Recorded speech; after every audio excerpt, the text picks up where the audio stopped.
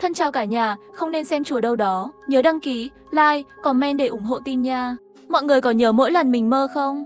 8 giờ sáng nay, một chiếc xe buýt chở 35 người đã rơi xuống sông khi đi qua cầu Sunset. Cho đến nay, tất cả các thi thể đã được vớt. Không còn ai sống sót. Các nạn nhân đều là nhân viên của cùng một công ty. Tôi xem tin tức mà thấy lạnh cả người. Tối qua tôi nằm mơ thấy một dãy số, sáng dậy vì tò mò.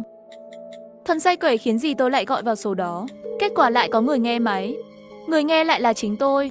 Để lại một câu, đừng tham gia team building của công ty. Tôi vội vàng cúp máy. Tại sao người trả lời điện thoại lại là chính mình? Đây là một trò đùa sao? Tại sao lại không tham gia team building của công ty? Mang theo nhiều nghi ngờ, tôi đã gọi lại cho số điện thoại đó. Số điện thoại bạn đang gọi không có. Lần này lại là số trống. Lạ thật. Sau chuyện này, tôi cũng không có tâm trạng đi team building nữa. Tìm đại một lý do để xin nghỉ với bên nhân sự. Làm sao cũng không ngờ tới, chuyện như vậy lại xảy ra với xe buýt ở Chiết Giang. Tôi hít một hơi thật sâu, cầm điện thoại lên và gọi lại vào số đó. Xin chào, số điện thoại bạn đang gọi hiện mới sáng sớm kết nối làm sao thế? Người nghe điện thoại thực sự là tôi sao? Làm sao tôi có thể biết trước tương lai được? Đến nửa đêm, vừa định ngủ thì điện thoại tôi bỗng nhiên đổ chuông. Cầm điện thoại lên, xem số người, tôi dựng hết cả tóc gáy. Chính là số sáng nay. Sau khi gọi đến được báo là số trống, tôi vô thức nhìn đồng hồ trên tường. Đúng 12 giờ đêm, tôi sợ hãi, tay run rẩy nghe cuộc gọi đó. Tôi vội vàng hỏi, cô thực sự là tôi sao? Sao lại biết được xe buýt sẽ xảy ra chuyện? Tôi chưa hỏi xong, đầu bên kia đã ngắt lời tôi. Dai, tôi là Vương Hâm.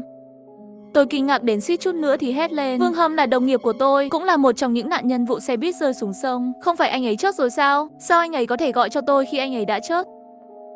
Gia, cô có ở nhà không? Tôi đến tìm cô. Giọng nói của Vương Hâm nghe rất gấp gáp. Trong tức khắc da đầu tôi trở nên tê dại. Lẽ ra tôi phải chết, cho nên anh ấy đến tìm tôi là muốn đưa tôi đi sao? Tôi không có ở đây.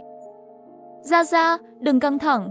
Tôi chưa chết, nếu cô cúp máy, cô thực sự sẽ chết đó. Nghe Vương Hâm nói vậy, tôi định cúp máy nhưng chợt khựng lại. Tôi hỏi với giọng run rẩy, hôm nay anh không đi team building sao? Tôi tự lái xe đến đó, nhưng tôi phát hiện vụ rơi sông lần này không đơn giản. Nói qua điện thoại không rõ được, giờ tôi đến tìm cô. Hãy nhớ, trước khi tôi đến, bất kể ai gõ cửa, cũng đừng mở cửa. Vương Hâm nhanh chóng nói xong liền cúp máy. Tôi nắm chặt điện thoại, lúc này mới phát hiện sau lưng đã ướt đẫm mồ hôi lạnh. Đầu tôi rối tung lên. Lẽ nào vụ rơi sông là do có người làm sao? Mà tôi và Vương Hâm là những người may mắn sống sót. Có người muốn rớt những người sống sót. Nói không chừng tôi đã bị theo dõi rồi. Nghĩ như vậy, tôi lại cảm thấy trong bóng tối đang có một đôi mắt nhìn chằm chằm vào tôi. Đột nhiên có tiếng gõ cửa. Gia, đơn hàng của cô được giao đến rồi. Có tiếng gọi cửa. Tim tôi đập thình thịch. Tôi đâu có đặt hàng. Vì vậy, đó hoàn toàn không phải là nhân viên. Lẽ nào là người tới rớt tôi? Tiếng gõ cửa ngày càng lớn. Tôi giữ chặt môi, cố gắng không để mình phát ra tiếng. Hình như cũng đã qua rất lâu. Tiếng gõ cửa cuối cùng cũng dừng lại. Tôi bị dọa sắp bay mất hồn rồi. Giờ chỉ là tiếng gõ cửa đã dừng, nhưng liệu người ta có đang trốn sau cửa không? Dây thần kinh của tôi căng như dây đàn. Lúc này điện thoại lại nhận được một tin nhắn. Gia, tôi đến rồi. Mau mở cửa. Tôi thở phào nhẹ nhõm. Tốt quá rồi, Vương Hâm đến rồi. Tôi vội vàng bò dậy khỏi giường, đi chân trần ra đến cửa, đặt tay lên tay nắm cửa. Vừa định mở, đột nhiên cảm thấy có gì đó không ổn. Ngoài cửa có tiếng nước rơi xuống đất. Khi vừa nhận được điện thoại của Vương Hâm, tôi cũng mơ hồ nghe thấy âm thanh này, nhưng bên ngoài không có mưa. Tôi nuốt một ngụm nước miếng, tay run rẩy mở điện thoại ra. Tôi kết bạn với bạn gái của Vương Hâm, gửi cho cô ấy một tin nhắn. Tôi muốn thấy Vương Hâm. Bạn gái của anh ấy cũng chưa ngủ, rất nhanh đã trả lời tin nhắn. Linh đường nằm ở nhà tang lễ Thành Nam. Ngày mai sẽ tổ chức lễ cáo biệt lúc 9 giờ sáng. Khoảnh khắc đó, tôi gần như bị liệt. Ngay lúc này, tiếng gõ cửa lại vang lên. Tôi mơ thấy một dãy số điện thoại. Sau khi tỉnh dậy, tôi gọi vào số đó. Người nghe máy lại là chính tôi. Đừng tham gia team building của công ty. Dạ tôi phải vội xin nghỉ phép ở nhà. Hôm đó xe đi team building của công ty lao xuống sông. Không một ai sống sót. Đêm đó, số điện thoại kia lại chủ động gọi cho tôi. Nhưng người nói chuyện lại biến thành đồng nghiệp đáng lẽ đã chết của tôi. Tiếng gõ cửa ngày càng gấp gáp. Dai, mở cửa đi. Mau mở cửa. Lạnh quá. Giọng nói u ám phát ra từ ngoài cửa. Gõ cửa nhanh chóng biến thành đập cửa. Chất lượng cửa nhà trọ vốn không tốt, bị đập rung lắc ầm ầm. Tôi giữ chặt cánh cửa, cơ thể run rẩy không kiểm soát được, mắt nhìn cánh cửa sắp bật mở, đột nhiên có tiếng vật nặng rơi xuống đất. Sau đó vang lên tiếng đánh nhau. Hình như là hai người đang đánh nhau. Lẽ nào là anh trai giao hàng vừa rồi sao? Tim tôi đập thình thịch. Đột nhiên tiếng đánh nhau ngừng lại. Sau đó là âm thanh rắc rắc, giống như tiếng nhai. Tiếp theo là tiếng bước chân. Tôi mới lấy hết can đảm ra mở cửa. Khi nhìn rõ cảnh tượng bên ngoài, tôi suýt thì mất hồn. Chỉ thấy một người mặc đồ giao hàng nằm dưới đất, đầu không còn nữa, giống như là bị con quái vật nào đó ăn mất. Tôi giữ chặt môi. Là anh ấy đã cứu tôi, sao anh ấy phải cứu tôi? Rốt cuộc anh ấy là ai? Đột nhiên, tôi bị thu hút bởi thứ gì đó trên vai anh ấy. Đó là một ký hiệu hình đầu lâu màu vàng.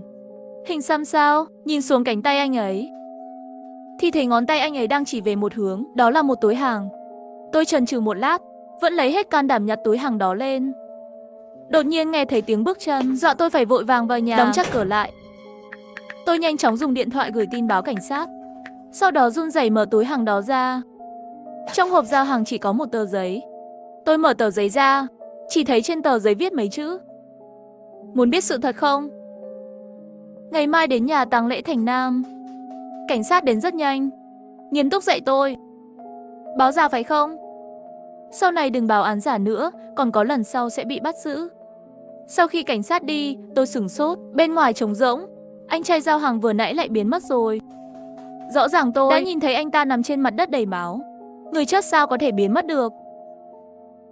Tôi vô thức sờ vào túi, tờ giấy đó cũng biến mất rồi.